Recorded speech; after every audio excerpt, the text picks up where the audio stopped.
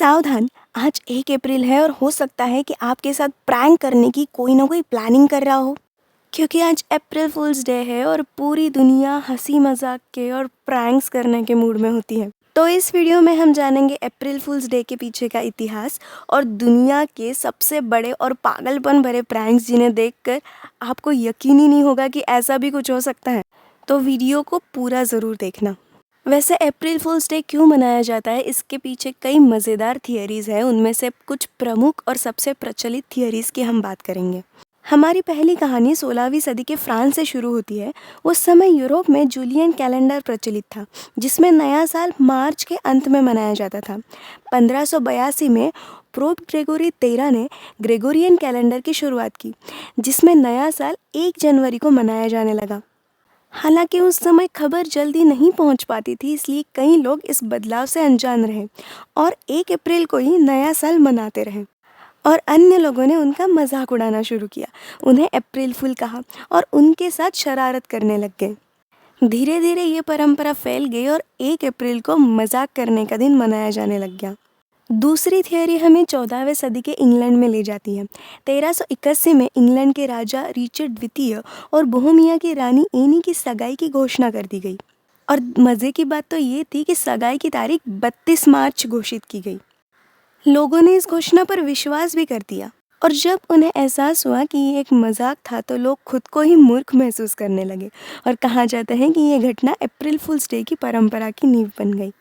तीसरी थियोरी में कई इतिहासकार कहते हैं कि अप्रैल फूल्स डे का प्राचीन उत्सवों से गहरा संबंध है।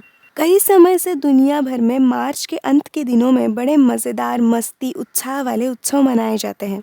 जैसे फ्रांस में अप्रैल फूल्स डे को पॉइजन दी एवरिल यानी अप्रैल की मछली कहा जाता है, जब लोग एक दूसरे के पीठ पर कागज़ की मछली चिपका देते हैं, जिसका अर्थ यह है कि वह व्यक्ति भोला भाला है और आसानी से बेवकूफ़ बनाया जा सकता है। प्राचीन रोमन त्योहार हिलेरिया में लोग 25 मार्च को एक दूसरे का वेश धारण करके विभिन्न प्रकार के खेल करते हैं, तमाशे करते हैं और खुशी मनाते थे।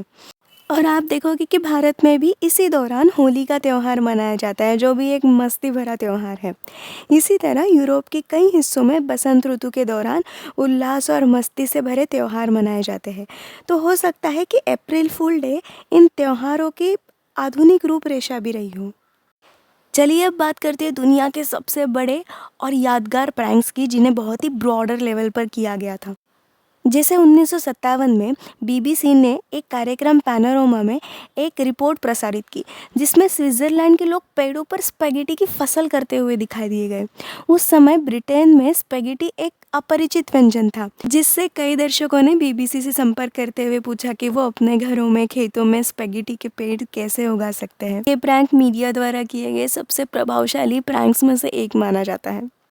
इसके बाद 1662 में स्वीडन के एकमात्र टीवी चैनल ने घोषणा कर दी कि दर्शक अपने black and white TV screen पर नायलॉन की स्टॉकिंग्स लगाकर उसे कलरफुल बना सकते हैं। बिल्कुल टेक्निकल थियोरीज के साथ एक्सप्लेन किए गए इस प्रैंक को हज़ारों लोगों ने अपनाया, हालांकि ये सिर्फ एक मजाक था। इसके बाद 1971 में टेक्सास के प्रतिनिधि टॉम मूर ने अप्रैल फूल्स डे पर एक प्रस्ताव पेश किया, जिसमें कुख्यात अपराधी अल्बर्ट डेजाल्वो को जनसंख्या नियंत्रण में उनके योगदान के लिए सम्मानित की जाने की बात कर दी। व्यस्त विधायकों ने भी बिना देखे इसे पास कर दिया और बाद में उन्हें एहसास हुआ कि वो अप्रैल फूल बन चुके हैं। तो कैसी लगी आपको ये जानकारी? और हाँ, आप सबका बहुत बहुत शुक्रिया। हमने फाइनली 10,000 सब्सक्राइबर्स पूरे कर दिए हैं। और अगर आपने चेक किया है तो हाँ, ये भी एक प्रैंक था, लेकिन मैं चाहती हूँ कि ये सच में हकीकत बने और इसमें आपके सपोर्ट की ज़रूरत है। अगर आपको वीडियोस पसंद आते हैं तो लाइक, शेयर, सब्सक्राइब करें और इतिहास की अगली ख़ास तारीख जानेंगे अगले वीडियो में।